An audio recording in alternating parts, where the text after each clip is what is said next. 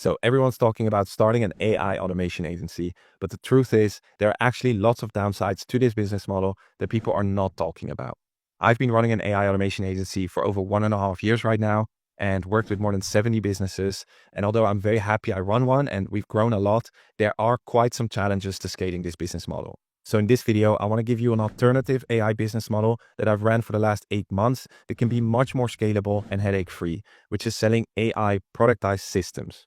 So in this video, I'm going to give you my honest experience running both these business models, show you what AI systems are and how they're different from AI automations, hopefully help you decide what would be best for you. And I'll also show you how to build and sell these AI systems to potentially grow a more scalable and profitable AI business. So as I said, I've run my AI automation agency for around 17 months by now.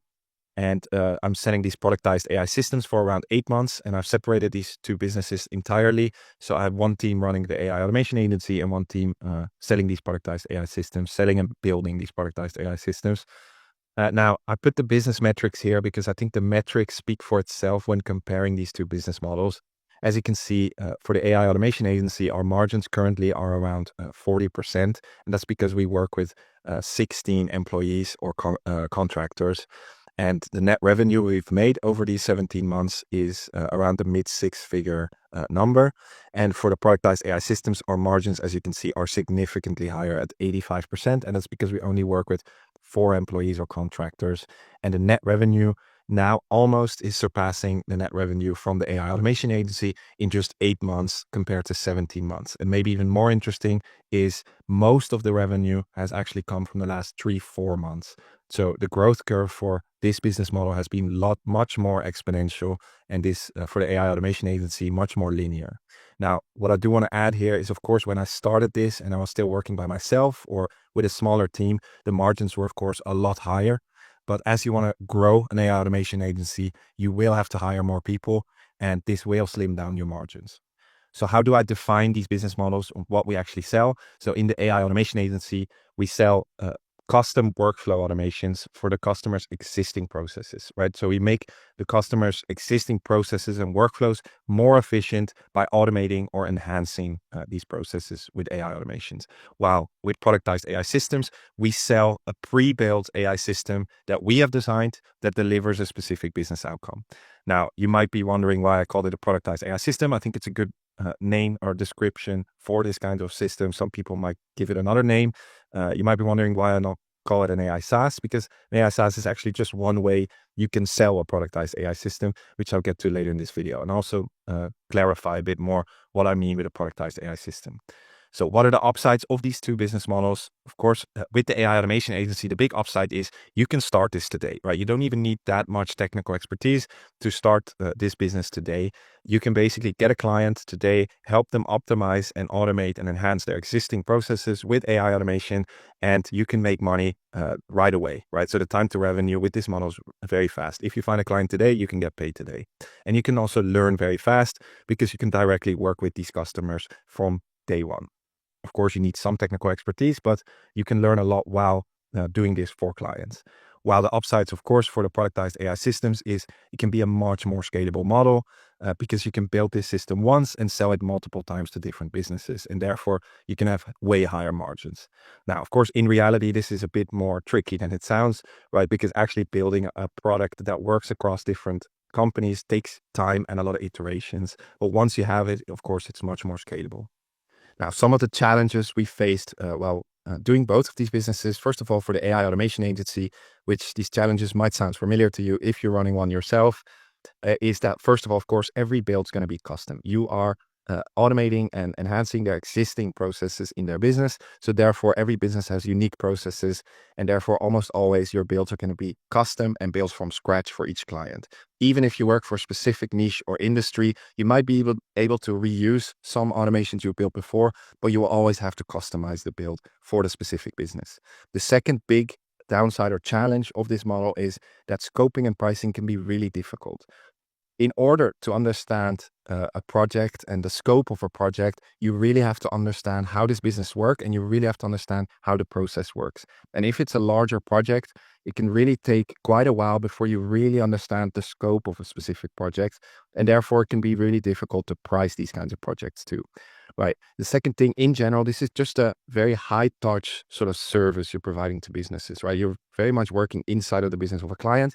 And therefore, there's generally a lot of heavy client back and forth involved. And a lot of time is spent actually communicating with clients in this business model. Another challenge I faced a lot is businesses are messy, and many businesses don't have very well established processes in place. So a lot of times before actually automating a process or workflow, we have to actually establish the workflow in the first place or improve it, because many business processes are frankly just bad in the first place. So a lot of times we actually first have to define a better process or establish a process before automating it. Then there's can be quite heavy maintenance, right? These systems break sometimes. They don't always work perfect, especially over the longer term. So there is quite some maintenance involved. And all of this together just means, as you're running sort of a high touch service provider type business model, the way you're going to scale this, if you want to scale this type of model, you're going to have to scale it through mostly hiring, right? And managing people, right? And you just have to be aware that if you want to scale it, that's what you have to be really good at and what you have to sort of find fun to. Although, of course, for the metrics, it sounds like a way better business model, and it potentially is. It still comes with a lot of challenges to build these productized AI systems too, because, of course, building a really valuable productized AI systems that delivers consistent outcomes across different businesses just takes time and a lot of iteration to actually build a valuable product, right? It does require domain expertise, also in a specific niche to actually design a proper process. And because it takes time, generally the time to revenue is a lot slower. Just to be clear, I'm not bashing the AI automation agency model at all. I think it's a really interesting business model. I think the demand for it will grow exponentially over the upcoming months and years. And second of all, I also think the AI automation agency model can be a great introduction to actually find opportunities for potential productized AI systems, right? So it can be a great transition into a more scalable model too, which I'll get to later in this video. Now, that's why I also put here the key skills to building both of these businesses, because if you really decide to go for a scaling AI automation agency, what you just want to be aware of is that most of your work is actually going to be revolved around hiring, managing, and client relationships, right? Those are the three key skills you have to be really good at and probably enjoy doing in order to scale an AI automation agency to higher numbers. Or you can also decide to keep your AI automation agency lean and small and maybe even work by yourself. And then, of course, this is different. But then, of course, there's a ceiling to how much you can scale towards. And for the key skills to build an AI productized systems business, you have to be really good and enjoy product development, because you're building products. You have to be good at distribution and go to market, right? Marketing has to be on point. And you do have to have some domain expertise, probably in a specific industry, to be able to build a valuable product. Now, lastly, what kind of automations can you sell in both of these models? Now, for an AI automation agency, of course, you can sell any type of process automation, including internal operations, sales, marketing, HR, anything you can think of, really.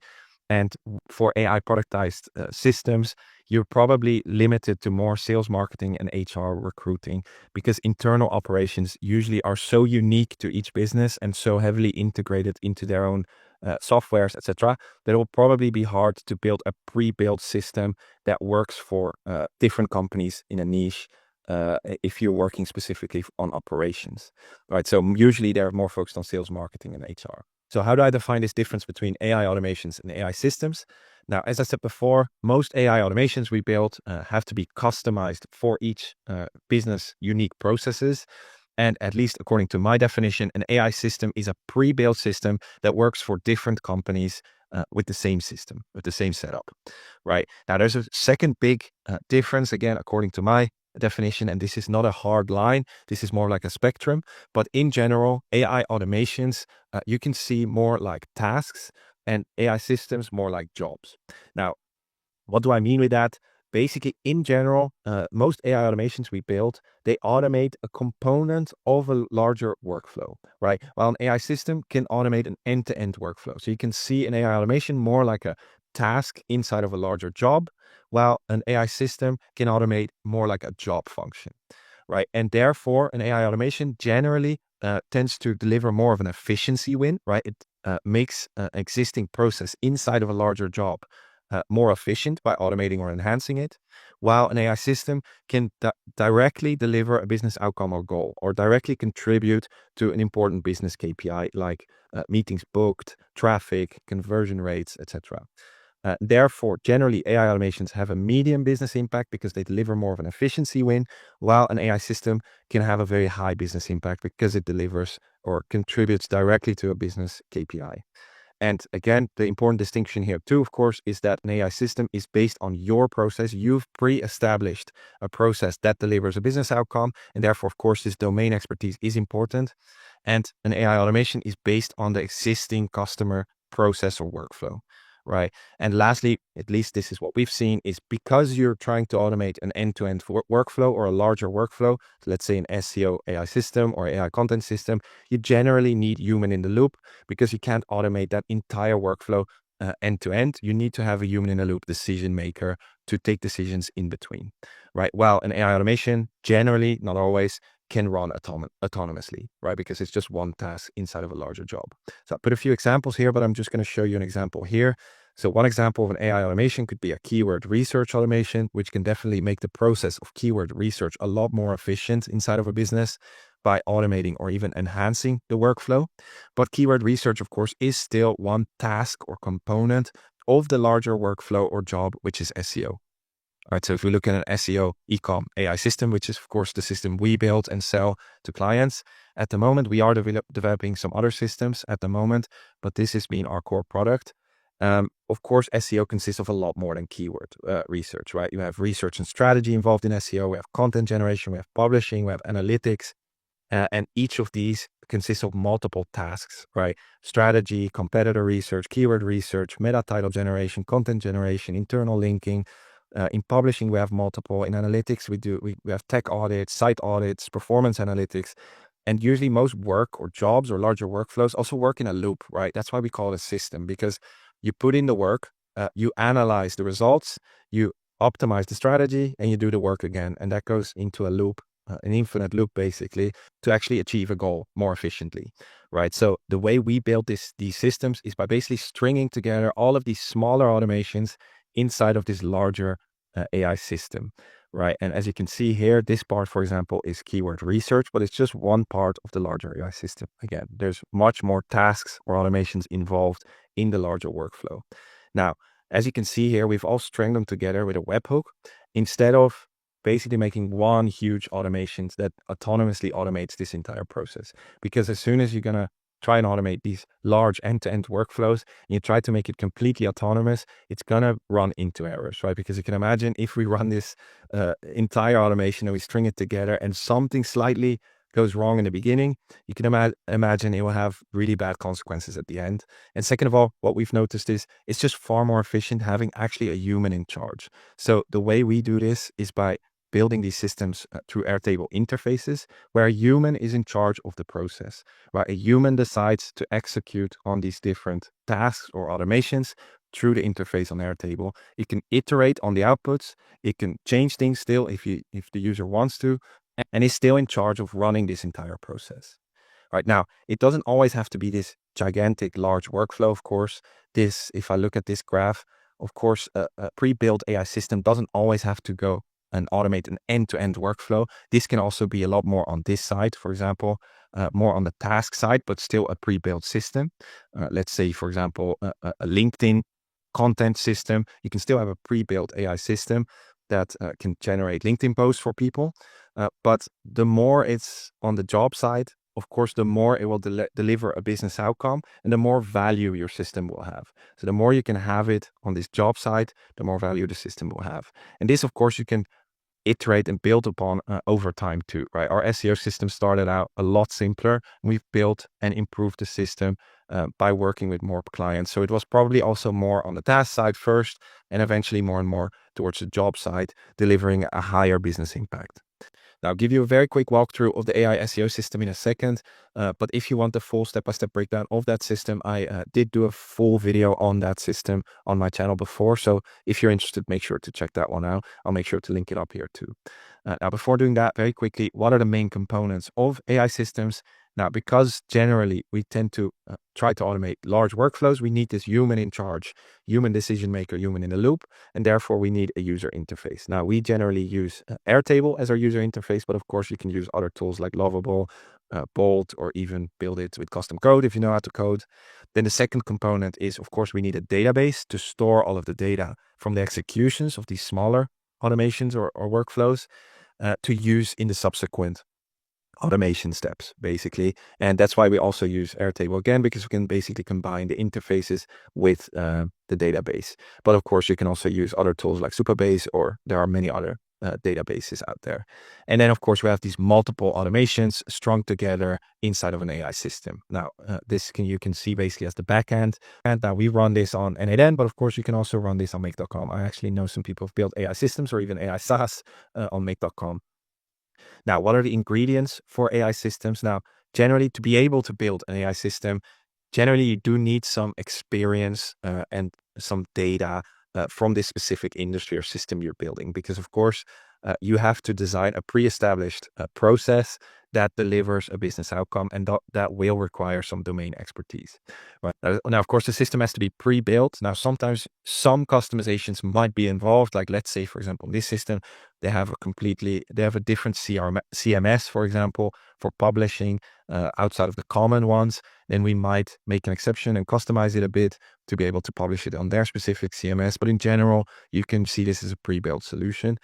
Now, this doesn't mean it's a one-size-fits-all solution. It just means that the customization or the tailoring for a specific business is done by the system itself or done by the user.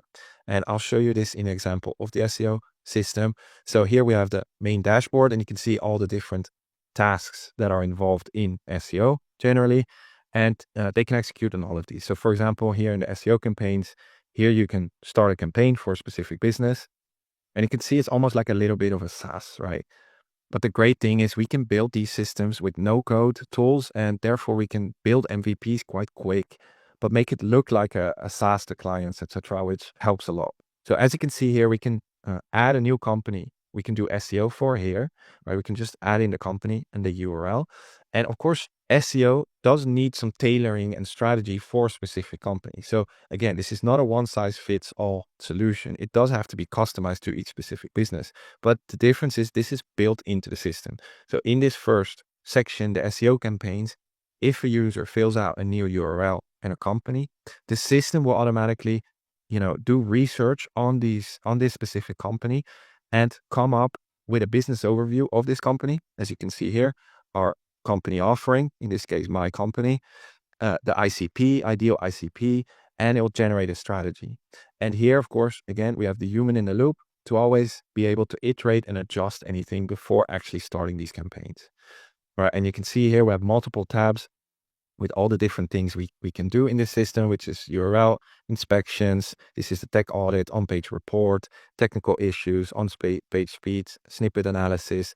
We have URL classification. Here we can generate the pages or optimize pages, right? Product or pillar pages, category pages, MOFU content, which is middle of the funnel content, right? And from here, we can also take actions, right? Here we can generate the content. We can generate ideas that link back to this content, etc. If you again want to have the full walkthrough, make sure to check out my other video.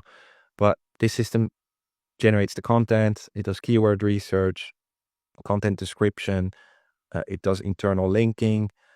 But you can see the power of this. It looks like a little SaaS product, but it's entirely built with no code. So this brings me to the last part, which is how do you actually sell these kinds of AI systems? There are really three main business models to sell these AI systems. And I think they're all interesting and can depend also a little bit on the stage where you're at. Now, a very interesting one to start with when you're just building out an AI system is to actually go the traditional agency route. Now, in this case, you're basically just presenting yourself to clients as more of a traditional agency. So especially if you, for example, are building maybe an AI BDR system in the sales space or in the marketing space, let's say an AI content system or an AI SEO system like we have, you don't even have to show the system to the client. You can just present your offer more like a traditional agency where you deliver a business outcome like lead generation, marketing, services, etc. And then you use the system in the backend to deliver the business outcome. And because, of course, you've productized and automated your service delivery, you can, of course, scale this to really interesting numbers. And you can scale the business model much more than traditional marketing agencies or lead generation agencies could ever do. And lots of marketing agencies and lead generation agencies who are getting into AI do this automatically. Of course, they're trying to automate their back-end service delivery because they get a huge edge over the competition, because they can enhance their offering and they can automate their service delivery. But this could be definitely an interesting way to get started, especially if your system might not be well enough developed to sell it just like that to a client. You still need to develop it a bit. You can use the system on a daily basis to improve it, etc., and to deliver the business outcome to the client. While you're doing that, you're making it better. And the advantage of this first business model, of course, you can price this much more like a traditional agency, which is usually a pretty high retainer. And usually you can also charge commission or rev share on leads booked in the calendar, etc. Now, the scalability, of course, because there's still more of a high touch service, is a little bit less than these other models, but can definitely be an interesting one to get started with. Now, the advantage of this is it's sustainable with few leads, and you can use it on a daily basis yourself to improve the solution. Now, a second model, which is the model we use, is what we call the out-of-the-box model. And this is quite an interesting model, and it sort of comes back to the old software days, where we basically sell the AI system template to the client, right? So it comes back to the old software days, because in the old software days, companies basically bought the actual software on their computer instead of the new age SaaS, where you're just basically using the software in the cloud, right? So you're actually getting the software. Now, we've been using this system. It's like we sell this AI agency in a box, AI SEO agency in a box. And it's actually really interesting because many companies are kind of sort of sick of these subscription-based services. And it feels like they're getting a lot more when they actually get the system themselves, right? So a lot of companies might be willing to pay a lot more for getting the actual solutions onto their computer than for SaaS, of course. And in this case, of course, the customer uses the system to get the outcome. And in this case, we charge, for example, a high implementation fee and sometimes with a low recurring, right? That will be the business model. And therefore, it's a bit more scalable because, of course, there's a lower touch with the client, especially in the long run. Most of the customization and implementation is done initially when we deliver the project, but after that is very little. And therefore, it is more scalable. But of course, the downside of this is you still do need to do that setup and sometimes a little bit of training on your system. And second of all, you are giving away the template, right? You are giving away your secret sauce in a sense. So you might be creating a few more competitors in the marketplace. Now, we believe there's enough room, first of all, and if you have enough distribution, you'll probably create enough demand anyway. But of course, that is a downside. And then the third one, which I'd recommend only if you've really tested this and this model, and you know that your system is really good and really solving a pain point for a large audience, then you could also transition it into a complete AI SaaS, right? And in an AI SaaS, you basically sell access to the system, right? That's the difference, right? In this one, you sell a business outcome. Here you sell the template, and here you sell access to the system. Now, in this case, of course, the customer again is in charge of the system. And in general, with AI SaaS, you can only do this with low recurring. And therefore, it also makes sense to not jump into SaaS right away, especially if you don't have a lot of market traction yet. Because for a SaaS to become profitable, you generally just need quite a few customers, quite a lot of customers to make it profitable. So you can always start with these two business models before jumping into a SaaS when you know you have distribution and growth and you know your solution really solves a pain point. And this, I think, is the mistake many people make that come from a non-technical background and learn how to build AI systems or AI automations. Is the first intuition is to jump into an AI SaaS to make it as scalable as possible. But it's very difficult to build a valuable AI SaaS out of nowhere without having worked with lots of customers, without customer feedback, without iterations, etc. So if you've used these before, you already have had a lot of iteration and feedback from customers. So you know that when you jump into a SaaS, it's a lot less of a risk because you know your product delivers value. Right. And of course, it's important when you're jumping into an AI SaaS is that you have distribution, right? An AI SaaS is only going to work when you can actually reach enough customers to make it profitable. And this is usually the bottleneck for many AI SaaS, and it will only become more of a bottleneck in the future. With tech being democratized, more and more people will be able to build these systems and AI SaaS. So distribution will become more and more important. So if you're jumping into AI SaaS, make sure you have a really good go-to-market strategy. Right. So that's the downside here. So the upside, of course, is no ongoing work, and it's the most scalable model, but it is riskier, might require capital, and require strong go-to-market experience. So that's why I put this arrow here. Change the business models maybe when distribution grows. We are still deciding if we eventually go AI SaaS. We might do this, but for now, we're pretty happy here.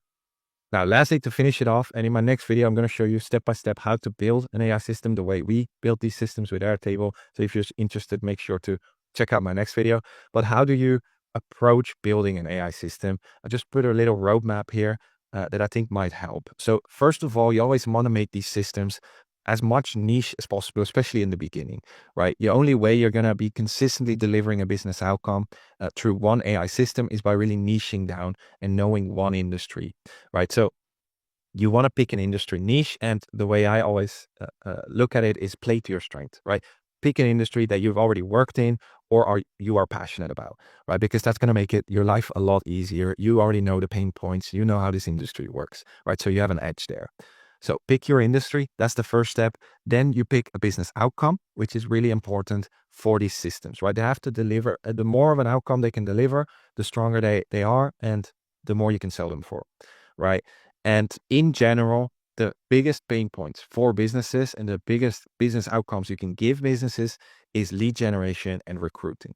Now, why is that? Because growing companies are only limited by two things, which is more leads or more people to handle the new leads, right? So that's why lead gen and recruiting are the most high value business outcomes, especially for growing businesses.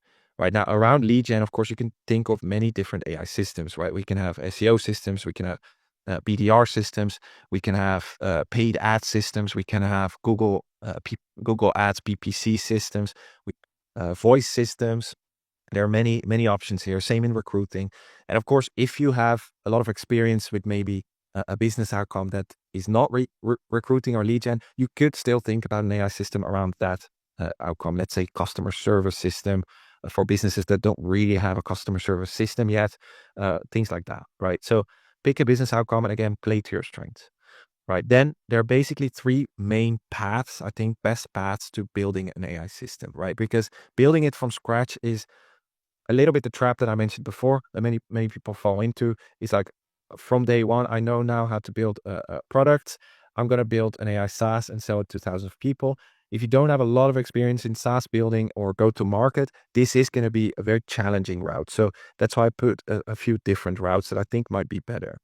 Now, the first one, again, is the traditional agency approach, which I mentioned before. And the advantage of that is really you can start building the system for yourself, iterate on the system while you're still making money when building the system, right? And this can be a really good route for existing agency owners and consultants, of course, because they're already doing this on a consistent basis. All they have to do is automate their own service delivery and their own tasks. And they'll also automatically sort of build an AI system because they're already solving business outcomes, delivering business outcomes to clients, right? So the way you do that, of course, is by systemizing and automating your own service delivery. You still sell the outcome, and then you improve and standardize the system more and more across multiple clients, right? Where you eventually can maybe build an AI system and, of course, change your business model to make it more scalable, right? Then the second approach, which is the one we actually followed, which I think is a really good approach, and that also speaks again for the AI automation agency, especially when you're getting started, is start with an AI automation agency first, right? Which can be really good for starting professionals, technical profiles, but really anyone. Because you start building custom solutions for your specific niche, you can then identify high ROI and repeatable automations that might work also for other companies in your niche. And you can even go as far as this, which we are doing now, is we only take on custom projects that we know can potentially become an AI system that we can rebuild to sort of have a pre-built system that can work for different companies in that niche. So you can even go that far. You only take custom projects that you can eventually maybe transform into an AI system. But in the beginning, I just recommend build some custom solutions. You come up with ideas, you understand the niche better, you understand the pain points of companies better, and then it'll be a lot easier for you to identify a potential AI system. Then again, you have the same thing, right?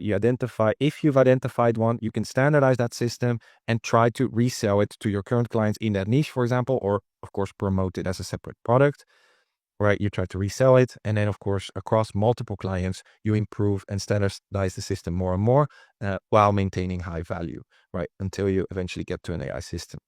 Then, of course, the last option is the product first approach, where you go straight to building a system. Now, again, for most people, I wouldn't recommend this necessarily because you do need some experience in building products. You need to have some kind of distribution in general or go to market experience. But it's not easy to build a valuable product from scratch without actually working with clients, right? So unless you really know a big pain point for a company and you have a very strong idea on what to build, then this might not be the best path for you, right? And the second downside of this model is, of course, with these, we are making money while building systems, while eventually building a more scalable business. But with this one, we're taking the risk because, of course, we're investing our time into building the product while not making money or cash in the short term. So we build an MVP straight away. Now, highlight MVP, very important with all of these AI systems. You want to start with an MVP. So again, you might not have to automate this entire end-to-end workflow. Start with a small part, make sure that's valuable, iterate on it, test it with a few clients, then add some features on top until eventually you can have a more valuable and bigger workflow automation or system. Again, same path. Then once you have an AI system, you pick your business model, right? You can sell the outcome or you can sell the system, right? You can approach it like that. You first sell the outcome with the traditional agency, then you transition to out of the box. And once you've tested it with out of the box with multiple clients, they're happy, you know your product is optimized, then you can transform it into a SaaS, right? And again, I put the arrow there with scalability. Now, that's it for this video. Sorry for the long rambling. I seem to have problems keeping it concise, but I hope you got some value out of it if you're still here. If you did, then I highly appreciate a like and a subscribe. In my next video, I'll show you step by step how to set up one of these AI systems from scratch. So I'm going to build it one from scratch. So if you're interested in that, stay tuned for that. Thank you so much for watching, and I hope to see you in the next one. Bye.